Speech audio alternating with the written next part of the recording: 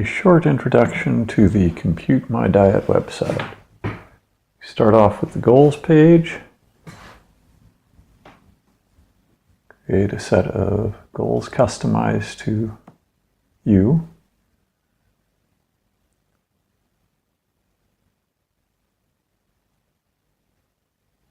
Fill in a description.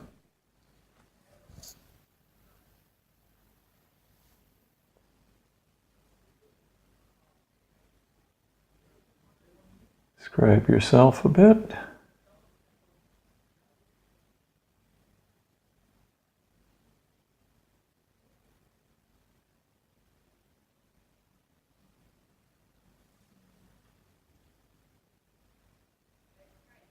And it creates a custom set.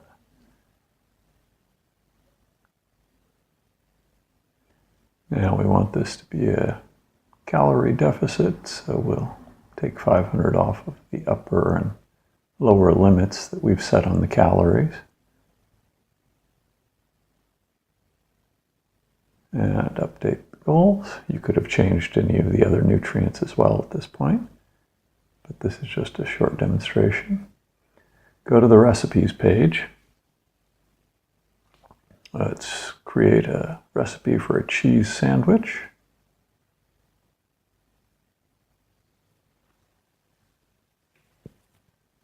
Add some foods.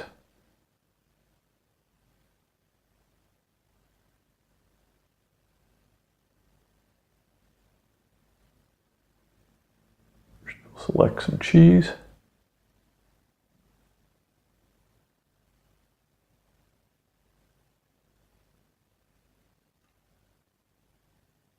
Then we'll need some bread for our sandwich. You can enter a short description or just partial words as long as the character strings that you enter in the search box are found in the foods you're looking for, it will find them.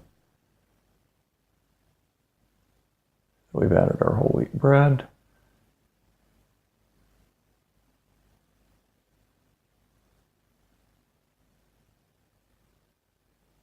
And how about some dill pickle?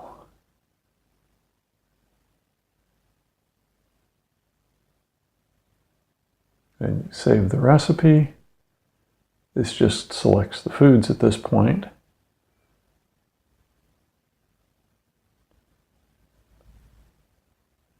Now we need to set the quantities of each food.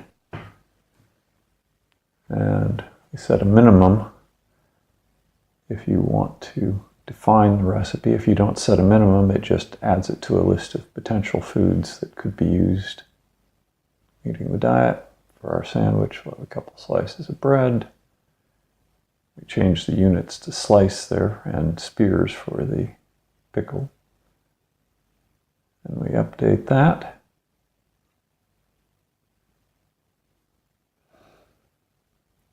I'll create another recipe. This one is just a list of foods. We won't actually set any quantities. This is so that the computation engine has a set of foods to work from. What I like to do is enter in a complete list of foods that I keep in the house and buy on a regular basis. I think this is a good idea for everyone because this will show you what at least can be done with the foods you already purchase, though it's not possible to get a healthy diet out of what you have on hand. I think it's good to start with what you have on hand because those are the foods that you're used to cooking with and presumably like to eat since they are what you keep on hand.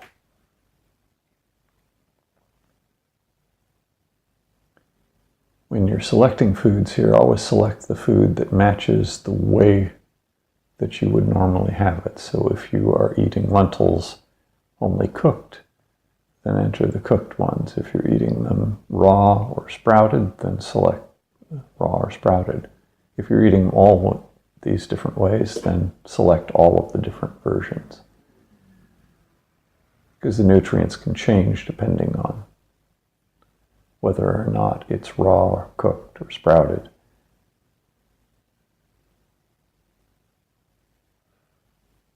So just entering in a few foods that I keep on hand. And then we'll jump to the fully created list rather than making you sit through all of this. Let's get one more in.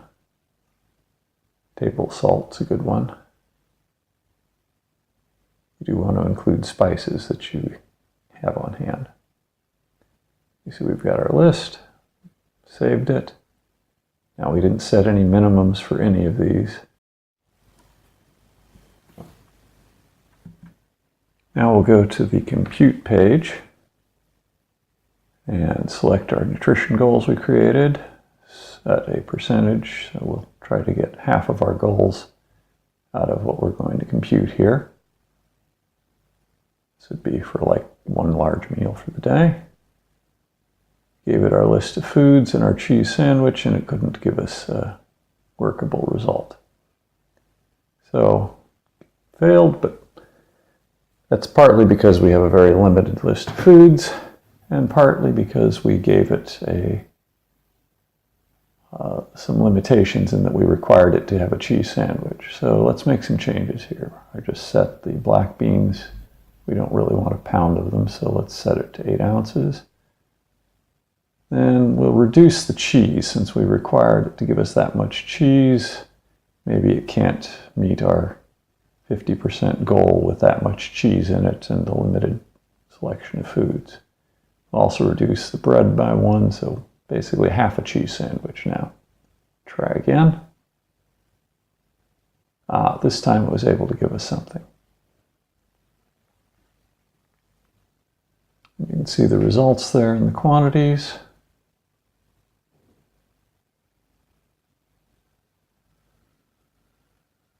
So let's give this a name.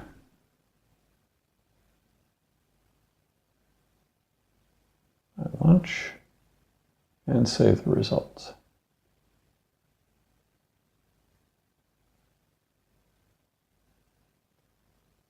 At this point, we can make changes and try again, or we can start over. This completes the short introduction to Compute My Diet. Additional information on each of the main pages in the website can be found in our other videos.